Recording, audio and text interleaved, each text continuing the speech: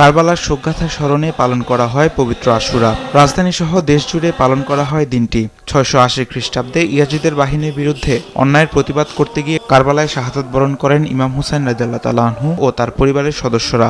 স্মৃতি ধরে রাখতেই পালন করা হয় এ দিবস। পুরান ঢাকা হুসেনি দালান থেকে বের হয়ে ঐতিহ্যবাহী শোকের মিছিল। কালো পোশাক পরে শোকগাথা পাঠ, মাতম ও নানা ধর্মীয় আনুষ্ঠানিকতার মধ্য দিয়ে মিছিলে অংশ নেন মানুষ।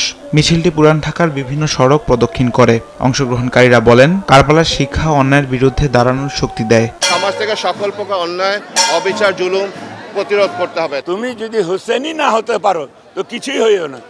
তা আজকে সবাই হুসাইনি, নবীর যত উম্মত সব হুসাইনি।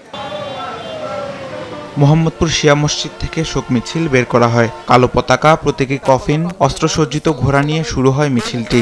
শিয়া অনুসারী শিশু, কিশোর, যুবক, বৃদ্ধ সহ নারীরাও অংশগ্রহণ করেন শোক মিছিলে। মোহাম্মদপুর থেকে আসাদ গেট, মানিক মিয়া অ্যাভিনিউ, ফার্মগেট হয়ে নাখালপাড়া শিয়া কবরস্থানে শেষ হয় মিছিলটি। মানুষকে সত্য ও ন্যায়ের পথে থাকার আহ্বান জানান তারা। হুসাইন আলাইহিস সালাম যিনি সত্যের পথে নিজেকে বিলিয়ে দিয়েছেন, আজকেও এই সত্যের পথে আমাদেরকে এগিয়ে আসতে হবে। যা করছেন সেও উম্মতের জন্য করছেন, সব কিছু বিলিয়ে দিয়েছেন। যারা সব সময় প্রতিবাদ করে জুলমের এগেইনস্ট, যারা হকের সাথে থাকে, তাদের সাথে যে অন্যায়টা হয় এটা যেন আর না হয় পৃথিবীতে। ধর্মীয় ফরজগুলো আছে, ঠিক আছে, ভিন্ন সুন্নতগুলো আছে, এগুলো আমরা আরও করতে আমরা স্পৃহা পাই। এবার কোনো ধরনের ধারালো অস্ত্র, ছুরি, চাকু, লাঠি, তরবারি, বল্লম ব্যবহার করা হয়নি মিছিলে। ধর্মীয় শোকানুষ্ঠান, ঐতিহাসিক স্মরণ আর কড়া নিরাপত্তার সমন্বয়ে পালন করা হয় পবিত্র আশুরা।